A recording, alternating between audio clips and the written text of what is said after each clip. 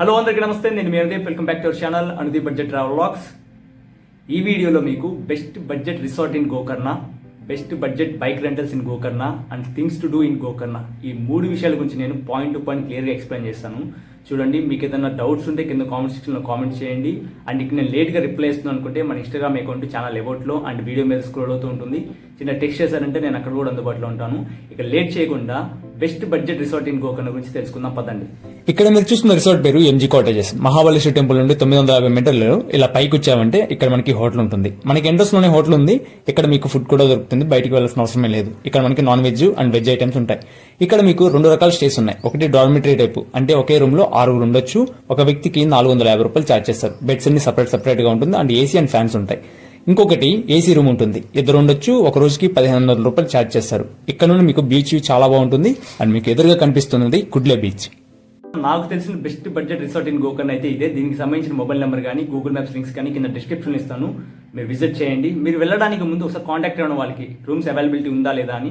ఒకవేళ లేకపోతే మన ఛానల్ నేమ్ చెప్పినట్లయితే మీకు ఏదో విధంగా ఒక రూమ్ అయితే అరేంజ్ చేస్తారు. సో ఇప్పుడు గోకర్ణలో బెస్ట్ బైక్ రెంటల్స్ ఎక్కడ ఉన్నాయి తక్కువ బడ్జెట్ లో మనకి దొరకడానికి అని చెప్పి చెప్తాను. చూడండి, గోకర్ణలో మనకి చాలా వరకు బైక్ రెంటల్ అవైలబుల్ అని చెప్పి చాలా వరకు బోర్డ్స్ కనిపిస్తాయి. అండ్ మీరు చెక్ చేసుకొని మీకు నచ్చే స్కూటీ కానీ బైక్ కానీ మీరు తీసుకోవచ్చు. మీకు తెలియదు అంటారా, ఇక్కడ మీరు చూస్తున్న బైక్ రెంటల్ అండ్ స్టే వచ్చేసి నేమ్ బాలకృష్ణ నిలయ. నేను 1 డే కాటేజెస్ లో అండ్ 1 డే హోటల్లో స్టే చేశాను. ఇక్కడ మనకి బైక్ రెంటల్ వచ్చేసి పర్ డేకి 500 రూపీస్ ఛార్జ్ చేస్తారు. వీళ్ళు చాలా ఫ్రెండ్లీగా ఉంటారు అండ్ తెలుగు కూడా వస్తుంది. మన ఛానల్ నేమ్ కానీ వీడియో కానీ చూపించండి, గుర్తుపడతారు. పెట్రోల్ ఏమి ఉండదు బైక్ లో, మీరు బంక్ వరకు వస్తుంది. మీరు అక్కడికి వెళ్ళిన తర్వాత మీరే ఫిల్ చేసుకుని ట్రావెల్ చేయాలి. సో చూసారు కదా, నాకు తెలిసిన best budget and condition vehicles అయితే వీళ్ళే ప్రొవైడ్ చేస్తున్నారు. మనకి స్కూటీ వచ్చేసి 400 రూపీస్ నుంచి 500 రూపీస్లో వస్తుంది అండ్ ఇద్దరు ట్రావెల్ చేయొచ్చు. అయితే వీళ్ళు మన దగ్గర ఉన్నటువంటి Aadhaar card, pan card, voter ID ఏదో ఒక ఐడి వాళ్ళ దగ్గర పెట్టుకుని మంది అండ్ మన డ్రైవింగ్ లైసెన్స్ని ఫోటో తీసుకొని మనకి బైక్ రెంటల్స్ అయితే ప్రొవైడ్ చేస్తారు. బైక్ రెంటల్స్ తీసుకున్నప్పుడు నేను 3 పాయింట్స్ చెప్తాను. ఈ 3 పాయింట్స్ చెక్ చేసుకోండి. ఫస్ట్ పాయింట్ ఏంటంటే బైక్ కండిషన్ అలా ఉంది, స్క్రాచెస్ కానీ డెంట్స్ కానీ ఉన్నాయో చెక్ చేసుకోండి అండ్ ఒక చిన్న షార్ట్ వీడియో క్లిప్ తీసుకోండి. ఎందుకు చెప్తున్నా అంటే బై ది ఈవినింగ్ మీరు రిటర్న్ చేసేటప్పుడు ఏదైనా స్క్రాచ్ కానీ డెంట్ కానీ మీ వల్లే పడింది అని చెప్పినా కానీ మీరు ఆ వీడియో క్లిప్ చూపించి మీరు తప్పించుకోవచ్చు. రెండో పాయింట్ ఏంటంటే బైక్కి సంబంధించిన పేపర్స్ అన్ని ఉన్నాయా లేదా చెక్ చేసుకోండి. గోకర్ణకి చాలా మంది టూరిస్టులు వస్తుంటారు కాబట్టి మాక్సిమం మనకి ఈ రెంటల్ వెహికల్స్ నడుస్తాయి కాబట్టి పోలీసులు పట్టుకోవడానికి ట్రై చేస్తూ ఉంటారు. పేపర్స్ ఉంటే మీరు తప్పించుకోవచ్చు. మూడో పాయింట్, 95% మనకి పెట్రోల్ దొరకదు చాలా వరకు ప్లేసెస్కి వెళ్ళినప్పుడు.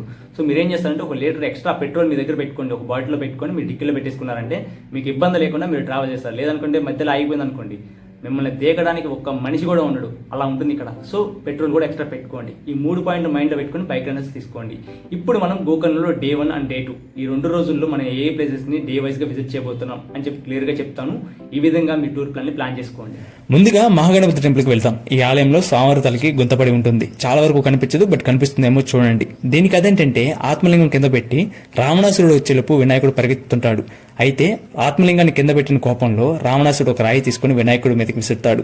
ఆ రాయి వినాయకుడు తలకి తగులుతుంది. ఆ కథకు ప్రతీకగా ఈ ఆలయాన్ని నిర్మించారు. ఈ ఆలయం విజిట్ చేశాక ఎదురుగా ఉన్న మహాబలేశ్వర టెంపుల్ విజిట్ చేయండి. మహాబలేశ్వర టెంపుల్ గోకర్ణ బీచ్ కి జస్ట్ 150 మీటర్స్ దూరంలో ఉంటుంది. టెంపుల్ కి డ్రెస్ కోడ్ ఉంది. మగవారైతే షర్ట్ లేకుండా పంచె ధరించి వెళ్ళాలి. ఆడవారైతే శారీస్, లంగా ఓణీలు లేదనుకుంటే ఒక పంచె చుట్టుకుని దర్శనానికి వెళ్ళొచ్చు. టెంపుల్ కి టైమింగ్స్ ఉన్నాయి. ఉదయం 6 గంటల నుండి మధ్యాహ్నం 12:30 వరకు ఓపెన్ ఉంటుంది. మళ్ళీ సాయంత్రం 5 గంటలకు ఓపెన్ చేసి రాత్రి 8 గంటలకు క్లోజ్ చేస్తారు. దర్శనానికి ఎటువంటి ఎంట్రీ టికెట్ లేదు. లోపల లింగం చాలా చిన్నగా ఉంటుంది, తాగి చూడొచ్చు. గైస్, మొత్తానికైతే నాకు మహాబలేశ్వర టెంపుల్లోను వినాయకుడు టెంపుల్లోను రెండింటిలోనూ దర్శనం అయిపోయింది. శివాలయంలో లింగం ఎప్పుడైనా పెద్దగా ఉంటుంది కదా, పానుపట్టం కానీ శివలింగం కానీ. సో ఇక్కడ ఏంటంటే ఒక గుంట ఉంటుంది. ఆ గుంటలోన మనకి లింగం అనేది చాలా ఇంత రూపాయి బిళ్ళ అంత ఉంటుంది. అంతే, దాన్ని మనం చేపెట్టి లోపలికి తాకి చూడాలి. మహాబలేశ్వర టెంపుల్ నుండి బీచ్ వైపుకి వెళ్తుంటే లెఫ్ట్ సైడ్ లో 1 km లో రామతీర్థం ఉంటుంది. One of the best place in Gokarna. ఇది చాలా తక్కువ మందికి తెలుసు, మీరు ఖచ్చితంగా విజిట్ చేయండి. ఇక్కడ నిత్యం జలధార పడుతుంది కొండ మీద నుంచి. ఇక్కడ చిన్న కొలను కూడా ఉంటుంది, మీరు స్నానం కూడా ఇక్కడే చేయొచ్చు. ఇక్కడ రాముల వారు దర్శనం ఇస్తారు సీతమ్మ సమేత. ఇక్కడ దర్శనం చేసేసుకొని ఇక్కడ నుండి బీచ్ చాలా బాగుంటుంది, చూడండి. ఈ ప్లేస్ కవర్ చేశాక ఇక్కడ నుండి గోకర్ణ బీచ్ కి చేరుకోండి.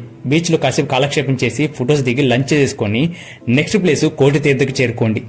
సో ఇప్పుడు మీరు చూస్తున్నది కోటి తీర్థ అనమాట. కోటి తీర్థ మహాబలేశ్వర టెంపుల్ కి 1 km లో ఉంటుంది. ఈ ప్రదేశంలో ఉన్న పర్వతాన్ని గరుత్మంతుడు తన కాలివేలతో పైకి లేపినప్పుడు ఈ ప్రదేశం ఏర్పడిందని చెప్తారు. అయితే ఈ ప్రదేశం సొగమేమో సముద్రంలోకి అండ్ సొగమేమో భూమి మీదకి ఉండడం వల్ల ఇక్కడ ఒక చిన్న గుంతగా ఏర్పడి ఈ కొలను అనేది ఏర్పడిందని చెప్తారు. తర్వాత కాలక్రమేణా దీన్ని డెవలప్ చేసి ఈ విధంగా తయారు చేసేసారు. మన 5th ప్లేస్ వచ్చేసి Om beach. So welcome to Om beach.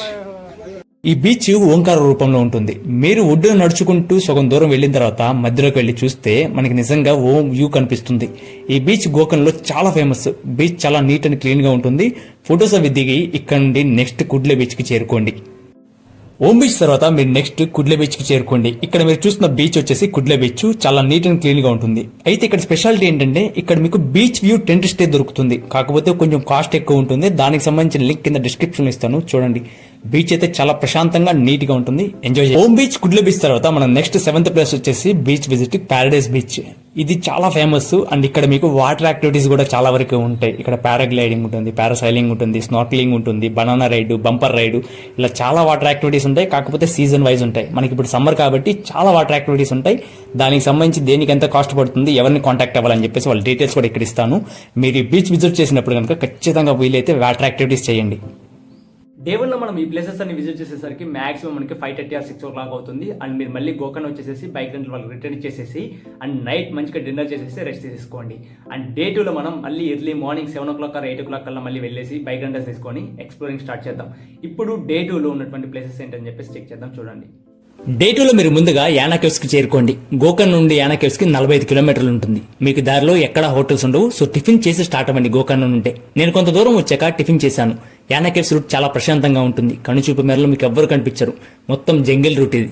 మీరు ఒంటరిగా విజిట్ చేయాలి అంటే భయం అయితే ఆన్ ద వేలో ఎవరైనా వస్తుంటే వారితో కలిసి విజిట్ చేయండి. యానా కేవ్స్ వాటంతట అవే ఏర్పడ్డాయి. భస్మాసురుడి నుండి తప్పించుకున్న మహాశివుడు ఈ ప్రదేశంలోకి వచ్చి దాక్కున్నాడని పురాణం చెప్తుంది. ఆ సమయంలో మహావిష్ణువు మోహిని రూపంలో వచ్చి భస్మాసురుడిని మోహంలోకి దించి తన చేతిని తన తల మీద పెట్టుకునేలా చేస్తాడు. భస్మాసురుడు కాలి బూడిదగా మారిన తర్వాత ఆ బూడిద ఈ గుహ మొత్తం అలుముకుంటుందని చెప్తారు. ఇక్కడే శివాలయం కూడా ఉంది. వెళ్లి స్వామివారిని దర్శనం చేసుకోండి. ఈ ప్లేస్ ని విజిట్ చేశాక ఇక్కడ నుండి మళ్ళీ కిందకు వస్తున్నప్పుడు ఒక చిన్న వడ్డీ వాటర్ ఫాల్ ఉంటుంది. ఇది చాలా వరకు ఇక్కడ ఉందని ఎవ్వరికీ తెలియదు. ఈ ప్లేస్ కవర్ చేశాక నెక్స్ట్ విభూది వాటర్ ఫాల్స్ కి చేరుకోండి. యానా కేవ్స్ తర్వాత నెక్స్ట్ విభూది వాటర్ ఫాల్ కి చేరుకోండి. ఇది 10 కిలోమీటర్లు ఉంటుంది యానా కేవ్స్ నుండి. ఎంట్రీ టికెట్ ఉంది. ఒక పర్సన్ కి 20 రూపాయలు ఛార్జ్ చేస్తారు. వ్యూ అద్రిపోద్ది. వీలైతే స్విమ్ చేయడానికి ట్రై చేయండి. వాటర్ ఫాల్ దగ్గరికి వెళ్లాలంటే దాదాపు 500 మీటర్లు నడవాల్సి ఉంటుంది. ట్రెక్కింగ్ ఉంటుంది. మనకి ఉదయం 9 గంటల నుండి సాయంత్రం 5:30 వరకు ఈ వాటర్ ఫాల్ ఓపెన్ ఉంటుంది. మొత్తానికైతే మనది విభూది ఫాల్స్ అయితే కంప్లీట్ అయిపోయింది. విభూది ఫాల్స్ నుంచి మనం ఇప్పుడు వట్టిగా ఇక్కడ నుంచి మిర్జన్ ఫోర్ట్ వెళ్ళిపోతాను. విభూది వాటర్ ఫాల్ కవర్ చేశాక ఇక్కడ నుండి రిటర్న్ గోకర్ణ వచ్చే దారిలో మిర్జన్ ఫోర్ట్ చేరుకోండి. ఈ కోట మొత్తం 10 ఎకరాల్లో ఉంటుంది. సుల్తాన్ ఆఫ్ బీజాపూర్ ఈ కోటని కట్టాడు. ఈ కోట లోపల మీరు అప్పట్లో యుద్ధ సమయంలో నీటి కొరత ఉంటుందని గ్రహించి 10 బావులు తవ్వించారు. ఆ బావులన్నీ తిరిగి చూడండి.